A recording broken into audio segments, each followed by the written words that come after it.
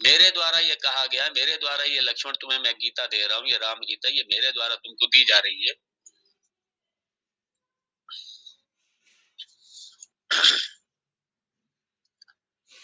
और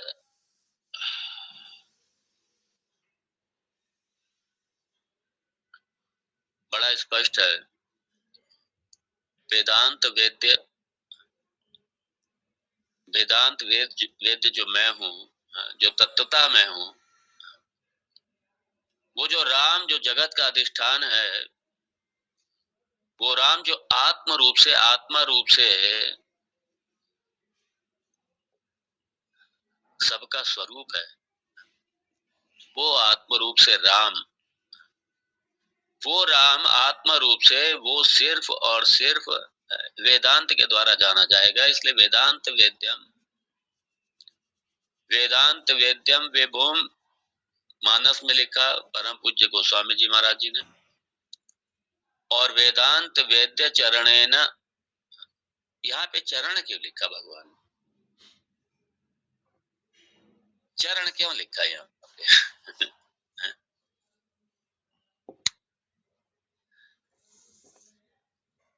क्योंकि यहाँ चरण लिखने का भगवान का बड़ा गूढ़ता है। यहाँ पे भगवान के लिखने,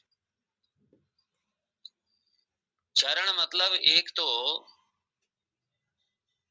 तो ये चरण कमल, भगवान जी के चरण कमल, चरणेन मय्यैव, चरणेन मय्यैव, मेरे द्वारा। अर्थात ये राम गीता भी किसी एक साधारण व्यक्ति ने नहीं दी है, इसके मूल में भगवान स्वयं है, भगवान ने दी है ये गीता, भगवान दे रहे हैं इस गीता। भगवान के चरण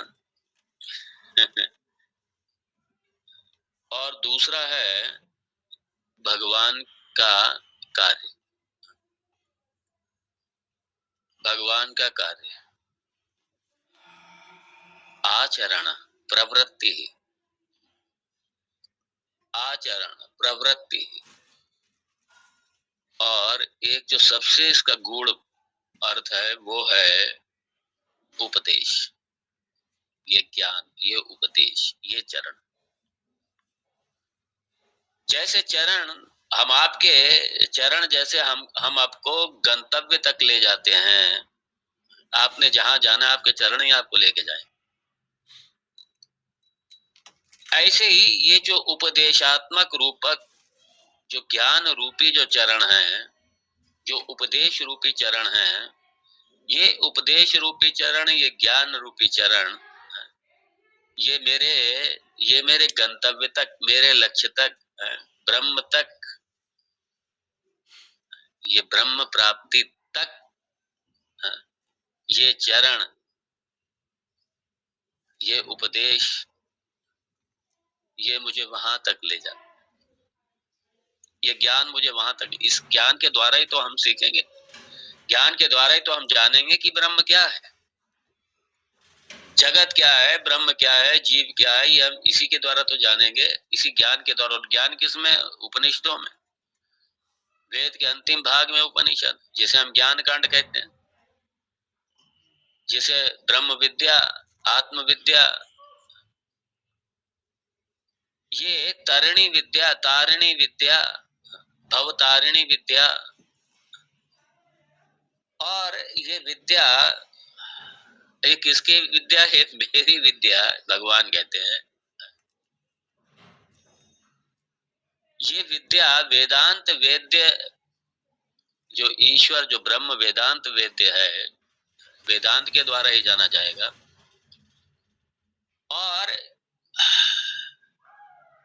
और ये क्या है? भगवान ने स्पष्ट कर दिया, श्रुति सारम। ये सारी श्रुति का, वेद का सार है ये। श्रुति मतलब वेद, जो कर्ण परंपरा से, वेद इसलिए ये स्वयं अध्ययन का विषय नहीं है वेद, ये कर्ण परंपरा से चली आई है, श्रौत परंपरा से चली आ रही। ये चाहे कर्म के श्लोक हो, चाहे उपासना के हो, चाहे ज्ञान के हों, ये है कर्ण परंपरा से, ये कर्ण परंपरा से।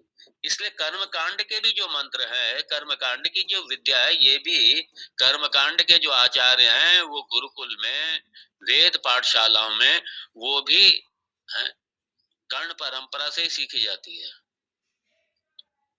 इसलिए श्रौत परंपरा, कर्ण परंपरा। उपासना के भी सारे मंत्र श्रौत परंपरा से, कर्ण परंपरा से आते हैं। आचार्य के, गुरु के मुख से, क्योंकि पहले तो वेद लिखित रूप में थोड़ी थे, तो कर्ण परंपरा से चला आ रही है, श्रौत परंपरा से चला आ रही है। इसलिए श्रुति कहा है वेद, श्रुति है ये, श्रवण परंपरा से है ये। इसलिए ज्ञान भी श्रौत परंपरा से है, ये श्रौत परंपरा से। इसलिए श्रवण, सबसे पहला साधन ही श्रवण है। श्रवण करो भाई, गुरुजनों के पास जाकर के श्रवण करो। और इसलिए कहा श्रुति सारम एकम, ये श्री राम गीता, ये क्या है? ये श्रुति का सार है। भगवान कहते हैं ये मथ के दिया है अर्जुन, ये लक्ष्मण मैंने तुमको, ये सारे वेद को मथा है मैंने जो तुमको दिया है। ये सारे वेद को मथ करके दिया है भगवान ने। ये माया मेरे द्वारा दिया गया। हरे नारायण, साक्षात नारायणेन स्वयं। इसलिए श्री गीता महात्म्य में, श्री भगवद गीता महात्म्य में साक्षात नारायणेन स्वयं, यहाँ भी साक्षात ब्रह्म जी साक्षात नारायण है, भगवान है, उनके द्वारा ये दिया गया है। और क्या है? श्रुति सारम एकम। एकम क्यों कहा यहाँ भगवान ने? एकम क्यों कह दिया?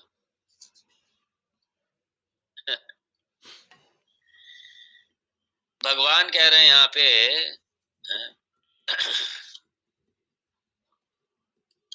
एकम मतलब कोई मैच नहीं है।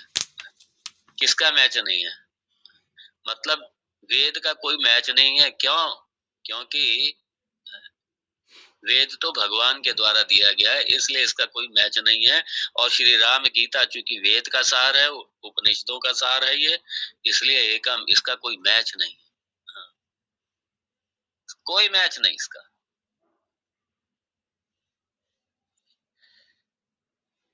एक अद्वितीय वेद, अद्वितीय है भाई, वेद दूसरा नहीं। आप कहेंगे नहीं नहीं वेद तो 4 हैं।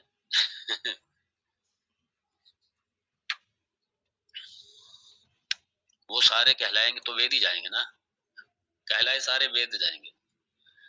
तो इसलिए अद्वितीय, उसका कोई मैच नहीं है। और क्यों? दूसरा कोई वेद जो भगवान ने स्वयं दिया है, और उसी वेद को मत करके भगवान ने श्री राम गीता के रूप में दिया है। श्री भगवद गीता भी वो भी वेद का ही सार है। श्री राम गीता वेद का ही सार है। भगवान कृष्ण जी ने दी, भगवान राम जी ने दी।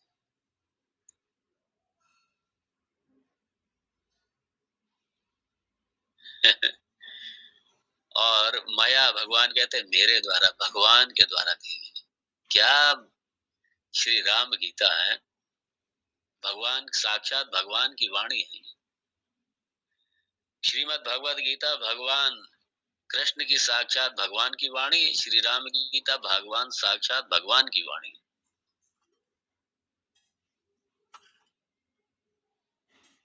और ये भी कह दिया, विज्ञानम एतत् अखिलम। ज्ञानम एतत् नहीं कहा, विज्ञानम। विज्ञानम जो विशिष्ट, जो ज्ञान विशिष्ट हो चुका है, अर्थात ये ज्ञान सिर्फ ये ज्ञान नहीं जो हमको शब्दों अक्षरों के रूप में इस पुस्तक में नजर आ रहा है, ये ज्ञान नहीं। वो ज्ञान इसके द्वारा प्रतिपादित, श्री राम गीता के द्वारा प्रतिपादित वो ज्ञान जिससे मेरा अंधकार का नाश हो गया है, जिसने मुझे ब्रह्म का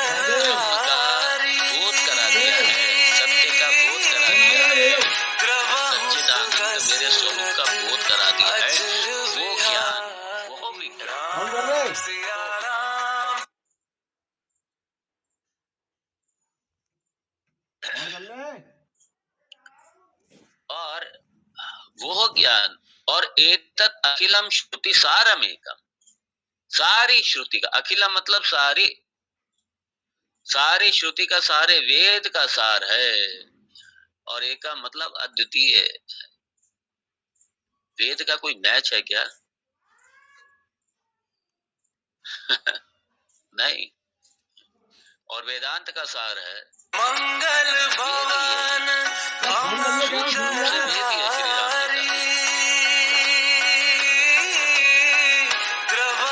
और भगवान कह रहे हैं, भगवान ने ये भी बड़ा स्पष्ट कर दिया यहाँ पे कि मैं जाना जाऊंगा तो वेद से ही जाना जाऊंगा। प्रमाण वेद ही है और वेद की रचना ही इसीलिए हुई है। वेद की, क्योंकि सारी सृष्टि भगवान ने रचित कर दी और सृष्टि का जो रचयिता है वो वेद से ही है। दूसरा कोई प्रमाण नहीं। श्रद्धा भक्ति से आप किसी भगवान के किसी रूप में दर्शन करना चाहते हैं और अगर आपकी उत्कंठा, आपकी पिपासा, अभिलाषा, आपका रुदन, आपका क्रंदन अगर भगवान को द्रवीभूत कर देता है, आपकी भक्ति जैसे ध्रुव ने किया, प्रहलाद ने किया, तो भगवान आपको जिस रूप की आप आकांक्षा रखते हैं दर्शन करने की, वो भगवान आपको उस रूप में प्रकट हो जाएंगे। लेकिन वो तत्वता जानना नहीं है भगवान को, तत्वता जानना नहीं है। तत्वता आप भगवान को जानना चाहते हैं तो सिर्फ वेद ही प्रमाण है, दूसरा कोई प्रमाण नहीं है हमारे पास, क्योंकि इंद्रियागम है, इंद्रियागोचर है। हमारे पास जितने प्रमाण हैं सब हमारे इंद्रियों और मन के इसी पर आश्रित प्रमाण है हमारे पास सारे, और इनका विषय नहीं है भगवान। और इसलिए जब भगवान यहाँ पे माया कह रहे हैं तो ये सगुण रूप से ये राम को धनुषधारी मत समझ लेना, ये आत्म तत्व रूप से भगवान कह रहे हैं, आत्म तत्व रूप से, वही ब्रह्म तत्व रूप से। अब भगवान ने यहाँ फिर कह दिया ये फिर ये जैसे भगवान ने कह दिया था यह सेवते मंगल भगवान ने जैसे कहा था यह सेवते, कोई भी, यहाँ फिर भगवान कह रहे यह मतलब कोई भी, बस एक कंडीशन है उसके लिए, साधन चतुष्टय संपन्न अधिकारी होना चाहिए, किसी भी जाति का हो, किसी भी आयु वर्ग का हो, किसी जाति का हो, किसी आयु वर्ग का हो, किसी देश का हो, किसी काल का हो, किसी युग का हो, किसी स्थान का हो, कहीं का भी हो, अगर वो साधन चतुष्टय संपन्न अधिकारी है या श्रद्धया, यह श्रद्धया, श्रद्धा में मतलब आप सहारा ले लीजिए क्षमा दमा षटक संपत्ति,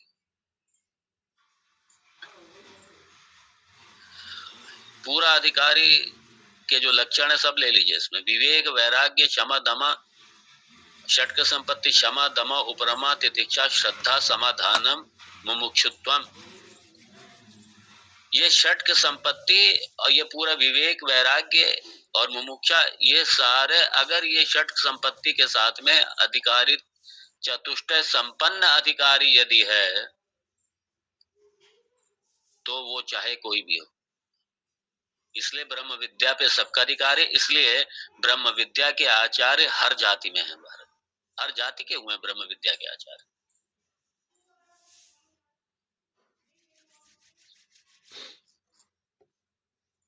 सभी जातियों के मिलेंगे आपको ब्रह्म विद्या के आचार्य, कोई भी जाति का ले सकता है इसको सीख। इसलिए सत्संग में कभी जात नहीं पूछी जाती, सत्संग में आया है इसका मतलब उसकी रुचि है, उसकी श्रद्धा है, कोई भी।